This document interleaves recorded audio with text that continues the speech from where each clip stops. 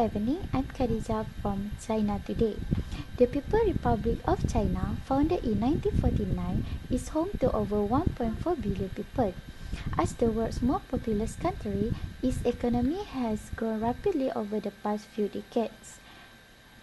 Despite impressive development, China now faces new challenges, including rising unemployment, especially among youth and rural population. In this segment, we will dive deeper into this growing issue and how the government is responding. Thank you, Khadija. The objective of our study is to analyze unemployment in China by identifying the root causes, the type of unemployment, and exploring solutions that can improve the workforce. Let's look at the type of unemployment in China. Frictional unemployment. This affects new graduates who struggle to match their education with job demand. Into 2025, 12 million graduates enter the job market, yet many remain jobless. Seasonal unemployment. Common in agriculture and retail, especially during festivals like Chinese New Year and many various temporary shutdowns. Technological unemployment. As AI and robotics expand, human workers are replaced. Foxconn replaced 400,000 workers with robots. Structural unemployment. As China shifts from low-cost manufacturing to high-tech industry, older and less skilled workers are left behind. This unemployment type shows the complexity of child labor crisis. Okay, now let's take a closer look at the effects of unemployment in China. They are not just economic. First, we have individual effects. Job loss leads to stress, depression, and even homelessness. Many people cannot afford food or housing. Second, we have economic effects. Where millions are unemployed, the country productivity drops. The economy slows down, resources go to waste. And third, we have social effects. Families suffer, moral decrease, and crime may increase. High unemployment can weaken the social fabric of communities. Clearly, unemployment affects every part of the society. Thank you. Thank you, Amira. Let's now talk about what the Chinese government is doing to solve this crisis of unemployment. To address this serious issue, the government of China has implemented several strong and strategic policies, both fiscal and monetary, to stimulate the economy and protect jobs. First, let's look at the fiscal policy. One major step they took was reducing the value-added tax or VAT from 3% to just 1%, specifically for small business.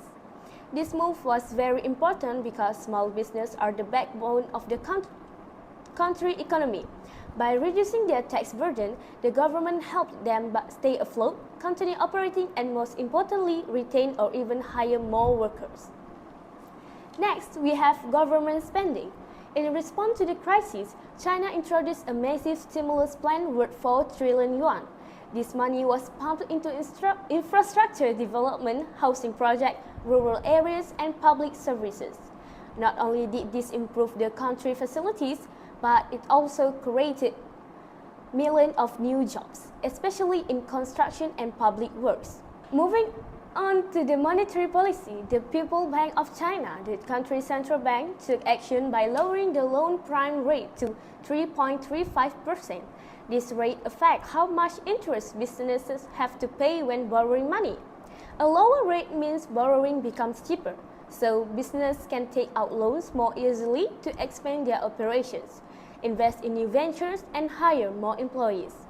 Lastly, let's talk about the Reserve Requirement Ratio, or RRR. This is the amount of money banks are required to hold in reserve. By lowering the RRR, the government allowed banks to lend out more money.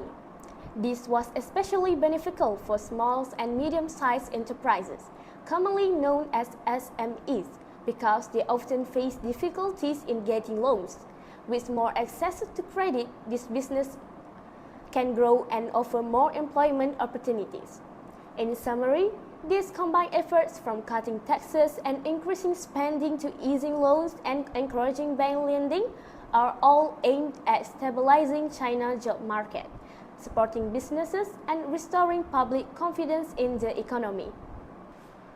Based on our analysis, there are 4 recommendations to improve employment in China.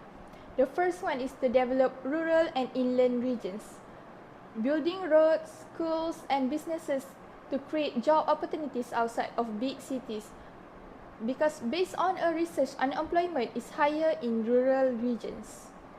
The second one is to promote flexible work models, allowing hybrid, remote, and freelance works, especially for youth, elderly, all people with disabilities, such as work from home job where people just need to work only from home.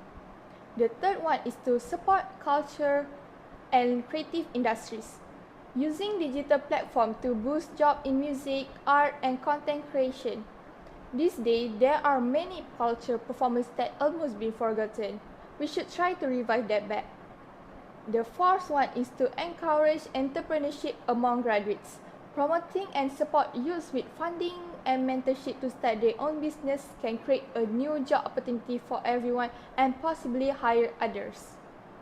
These strategies can build inclusive and modern workforce. In conclusion, unemployment in China is a deep-rooted issue, but not without hope. With strong policy, smart investment, and youth-driven innovation, China can reshape its economy for a better future. Thank you for joining us in this ECO120 special report. On behalf of our team from PHM1112D, we appreciate your time. Until next time, stay informed and take care.